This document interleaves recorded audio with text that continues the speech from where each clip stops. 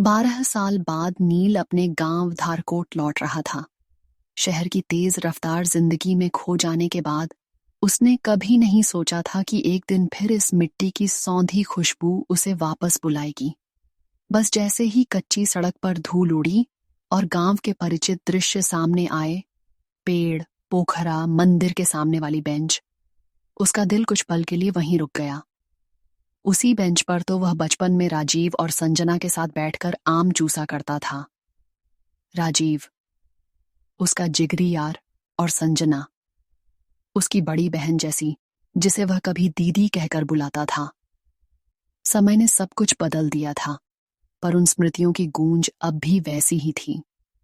गांव में कदम रखते ही दादी के कांपते हाथों ने उसे गले लगाया। बड़ा हो गया रे तू, पूरा बाबू बन के आया है, उन्होंने आंखों में आंसू और मुस्कान के साथ कहा। शाम होते होते पूरे गांव को पता चल गया कि नील आया है।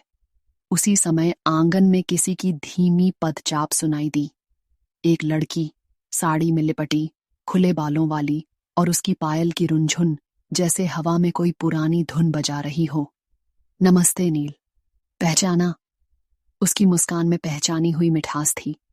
संजना दी, नील के होठों से निकला, पर दी कहते कहते उसकी आवाज रुक गई। वो संजना थी, अब पहले से कहीं अधिक परिपक्व, आत्मविश्वासी और एक अनोखी आभा से भरी हुई। उसकी आंखों में अब भी वही शरारत थी, लेकिन साथ ही एक गहराई भी थी जो नील को कुछ और महसूस करा रही थी। तुम अब भी वैसे ही हो, बस थोड़ा शांत और गंभीर हो गए हो, संजना ने मुस्कुराते हुए कहा। नील उसकी बातों में खोता जा रहा था। वह सोच रहा था, क्या ये वही लड़की है जिसे वह कभी बहन जैसा मानता था? क्या अब वह बदल गया है, या उनके बीच कुछ बदल गया है? राजीव अब शहर में नौकरी कर रहा था और इस बार वह गांव नहीं आ सका, लेकिन नील के मन में अब किसी और का नाम गूंज रहा था। संजना, उसके हाव भाव, उसका सजीव चेहरा, उसकी आवाज, सब कुछ उसे मोह रहा था। नील थोड़ा हिचकिचाया, पर खुद से झूठ नहीं कह पाया कि अब वह संजना को उसी नजर से नहीं देखता। अगले 2 दिन जैसे पंख लगाकर उड़ गए। वे दोनों साथ खेतों में गए, पोखरे के पास बैठे, पुराने रास्तों पर टहले, जैसे वक्त कुछ पल के लिए पीछे मुड़ गया हो। संजना अब गांव की प्राथमिक स्कूल में पढ़ाती थी और उसकी जिंदगी में एक सादगी भरी गरिमा थी। एक शाम जब दोनों तालाब किनारे बैठे थे, नील ने पूछ ही लिया, आप अब भी अकेली हैं? संजना कुछ पल चुप रही। थी शादी, लेकिन किस्मत ने साथ नहीं दिया। एक एक्सीडेंट में वो हमें छोड़ गए। वो क्षण भर के लिए अपने आंसू रोक नहीं पाई। नील उसके करीब आ गया, उसके कंधे पर हाथ रखा, एक गहरी आत्मीयता से। क्या अब भी कोई है दिल में? शायद अब है, उसने कहा, और उसकी निगाहें नील की ओर टिक गईं। रात को गांव में बिजली नहीं थी। चांदनी पूरे गांव को अपनी आगोश में ले चुकी थी। नील छत पर अकेला बैठा था जब सीढ़ियों पर पायल की हल्की सी आवाज आई। संजना चाय के 2 कुल्हड़ लेकर आई थी। बिजली नहीं है तो सोचा चांदनी में ही चाय पी जाए, उसने मुस्कुराकर कहा। वे दोनों पास पास बैठ गए। चुप्पी के बीच हवा की सरसराहट, दूर किसी बांसुरी की धुन, और उनके दिलों की धड़कनें, जैसे हर चीज में कोई अनकहा संवाद था। आपको देखकर लगता है जैसे बचपन की कोई कविता फिर से जीवित हो गई हो, नील ने कहा। और तुम्हें देखकर जैसे वो कविता अब पूरी हो रही है, संजना ने नजरें झुकाकर जवाब दिया। उसने धीरे से नील का हाथ थाम लिया, जैसे कोई भूली हुई धुन फिर से बजने लगी हो। उनका स्पर्श न तो अचानक था, न ही संकोच से भरा। उसमें एक अजीब सी आत्मीयता थी, जैसे 2 पुराने परिचित एक लंबे अंतराल के बाद शब्दों के बिना भी एक दूसरे को समझने लगे हों। नील ने अपनी उंगलियां उसके हाथ में उलझती हुई महसूस की। संजना की उंगलियां पतली, नर्म और ठंडी थीं, लेकिन उस स्पर्श में एक धीमी गर्माहट थी जो नील के भीतर तक उतर रही थी। उन्होंने एक दूसरे की हथेलियों को पूरी तरह थाम लिया, जैसे बिना कुछ कहे ही कोई वादा किया जा रहा हो। चारों ओर चांदनी का उजास फैला था। छत पर रखी चटाई पर वे दोनों एक दूसरे के करीब बैठे थे, पास इतने कि उनके कंधे एक दूसरे को छू रहे थे, लेकिन फिर भी उनके बीच कुछ पवित्र सा बचा हुआ था। हवा में हल्की ठंडक थी, पर उस स्पर्श ने जैसे नील के भीतर कोई अग्नि जला दी हो। वह कुछ कहना चाहता था, पर शब्द गले में ही अटक गए, और शायद कहना जरूरी भी नहीं था। उस पल में मौन ही उनका सबसे सटीक संवाद बन चुका था। संजना की सांसें थोड़ी अनियमित हो चली थीं।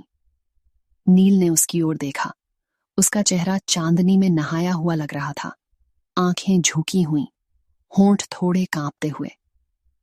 नील की उंगलियों ने जब हल्के से उसकी हथेली की रेखाओं को सहलाया, तो संजना ने बिना देखे अपनी पकड़ और कस ली, जैसे वह उस क्षण को थाम लेना चाहती हो।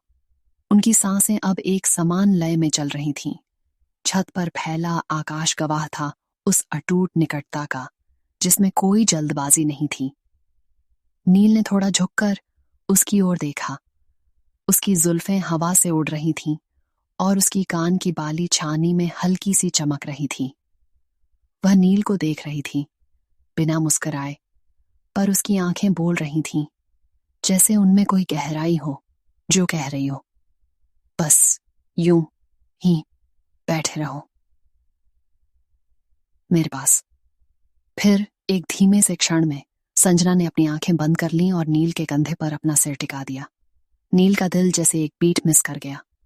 उस हल्के स्पर्श में एक ऐसा अपनापन था जो किसी रिश्ते का नाम नहीं मांगता, बस एक एहसास की जगह चाहता है। नील ने धीरे से अपनी दूसरी हथेली से संजना की उंगलियों को सहलाना शुरू किया, बिना किसी उद्देश्य के, बस जैसे कोई कलाकार किसी पुराने कैनवास को फिर से महसूस कर रहा हो। उस पल में वे दोनों किसी और दुनिया में थे, जहां शब्दों की जरूरत नहीं थी, जहां कोई सामाजिक परिभाषा या सीमा नहीं थी। बस दो इंसान थे, अपने अपने अधूरेपन को बांटते हुए। बहुत देर तक वे चुपचाप बैठे रहे। कभी नील संजना की सांसों की गति महसूस करता, कभी उसकी नजरों का ताप, कभी उसकी उंगलियों की कंपन। नील के लिए यह क्षण महज एक मुलाकात नहीं थी, यह वह क्षण था जहां दो आत्माएं एक दूसरे के करीब आई थीं, धीरे धीरे, गरिमा के साथ, बिना किसी जल्दबाजी या वासना के। उनका साथ एक कोमल सी अनुभूति था जो छूने से ज्यादा महसूस करने की बात थी। चांद अब उनके सिर के ठीक ऊपर था। हवा ने एक बार फिर जरा जोर से झोंका मारा और संजना के दुपट्टे का एक कोना नील के हाथ पर गिर पड़ा। उसने उसे हटाया नहीं, बस वहीं रहने दिया। उस छुअन में भी एक अंतरंगता थी जिसे शब्दों में नहीं बांधा जा सकता। वो रात बीत रही थी, लेकिन उस एक पल ने जैसे दोनों के भीतर कुछ बदल दिया था। कोई सीमा रेखा पार नहीं की गई, फिर भी कुछ पार हो गया था। मन की एक दूरी, समय का एक फासला और शायद उन दोनों के बीच की चुप्पी। सूरज की पहली किरणें जब आंगन की देहरी से होते हुए छत की मुंडेर तक पहुंची, तो उनकी सुनहरी आभा ने नील की पलकों को धीरे धीरे खोल दिया।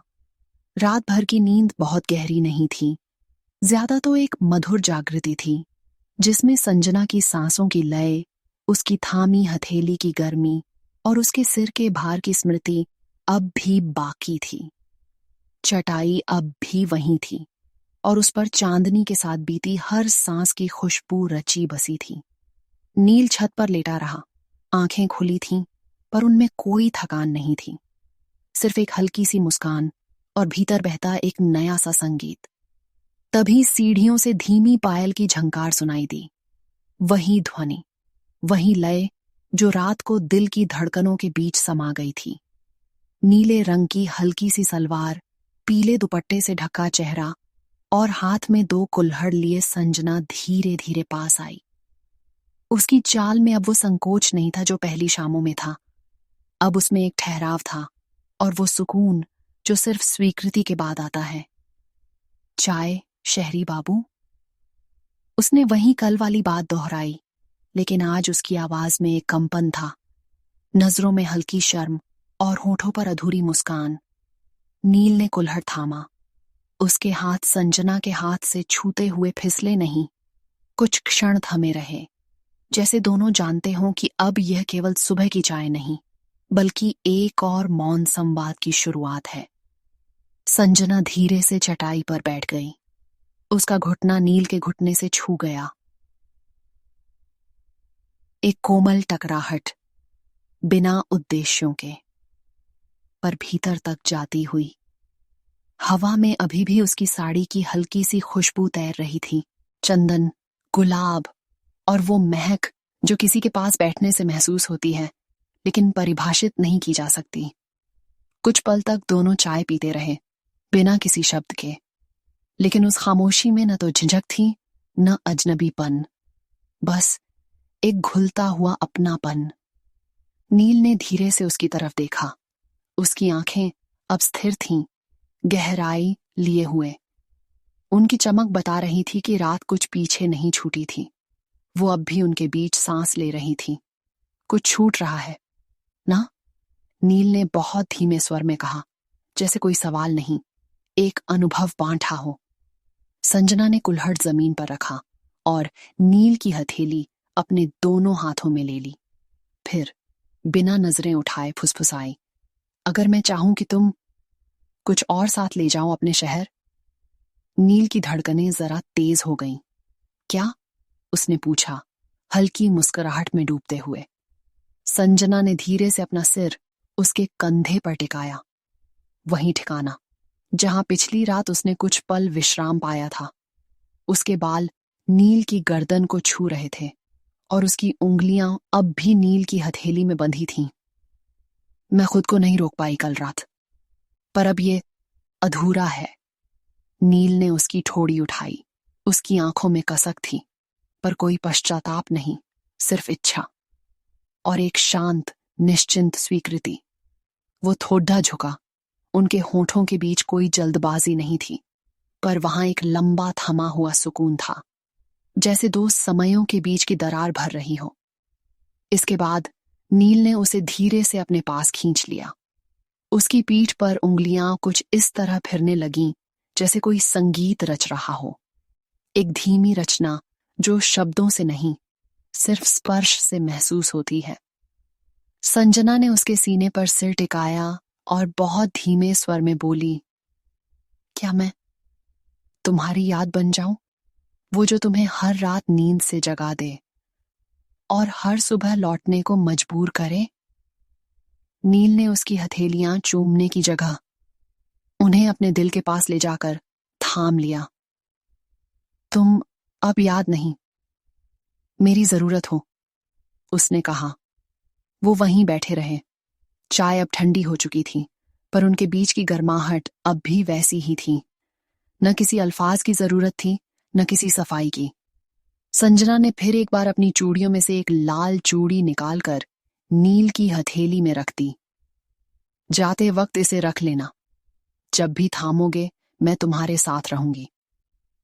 नील ने वह चूड़ी अपने दिल के पास रखा, जैसे कोई तावीज, कोई वादा, कोई अनकही कस्में। वो सुबह अब सिर्फ एक सुबह नहीं रही थी, वो अब एक एहसास बन चुकी थी जिसे नील शहर ले जाएगा, हर दिन, हर रात, हर सांस में। दोस्तों, अगर आपको कहानी का ये भाग अच्छा लगा तो कमेंट्स में लिखें। इससे हमें और बेहतर कहानियां लिखने की प्रेरणा मिलती है। धन्यवाद।